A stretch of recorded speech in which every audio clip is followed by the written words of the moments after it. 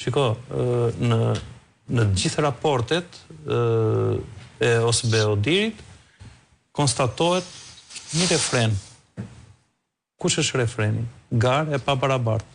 Përdorimi masiv i burimeve shtetërore në funksion partia shtet, në funksion të partisë e cila ka dhe ekzekutivin. Ka filluar si rrallë herë, si kemi 20 vjetë nuk e dëgjonim, blerja e votës. Ndarja e pra çfarë do duhet bërë, ndarja e administratës nga instrumentat, pra mos t'i konsiderojmë ata si instrumenta elektorale. Gjithë ministri, së bashku me shpurën e vetë, shkon, së bashku me gjithë drejtorët. Po sigurisht se ministrit dhe drejtorët përfaqësojnë pushtet. Dhe normalisht ai është shumë i avantazhuar në raport me një kandidat tjetër. Sigurisht. Dhe e gjithë kjo çfarë do prodhoj? Do prodhoj një mazhorancë e cila nuk meriton të konsiderohet mazhorancë, do prodhoj një numër deputetësh e cila nuk meriton, dhe rrjedhimisht do të kemi këto pasoja. Pra do bjeri shteti së drejtës.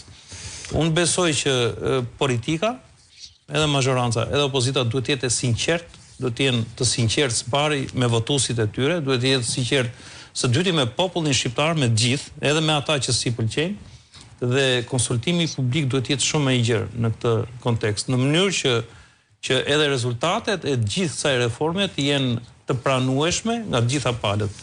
Lidhur me sistemin e drejtësisë, sa ka dështuar.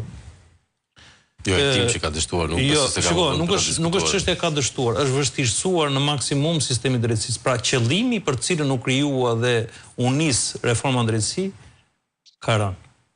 Ose qëllimi i vërtetë i atij që e bëri qëndron.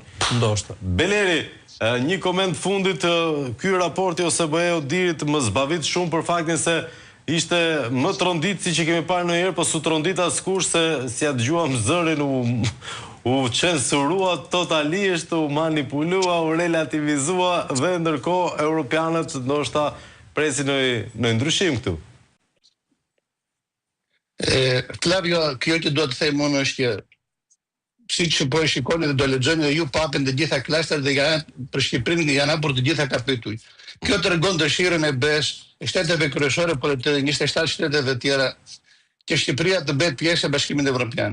Duhet të jeni të sigurt dhe duhet të jenë të qartë qytetarë shqiptar që këto kapituj, 4 kapituj të parë që kanë të bëjnë me shtetin e së drejtës dhe me drejtat e njerëzit, nuk kanë për të mbyllur kurrë nëse këto gjëra nuk ndryshojnë në Shqipëri. Pra nuk mund t'i kalojë ndonjëri nga mendja që mund të gënjej. Mund të gënjesh shumë njerëz për pak kohë, pak njerëz për shumë kohë, po nuk mund të gënjesh shumë njerëz për shumë kohë. E kishte thënë Churchill.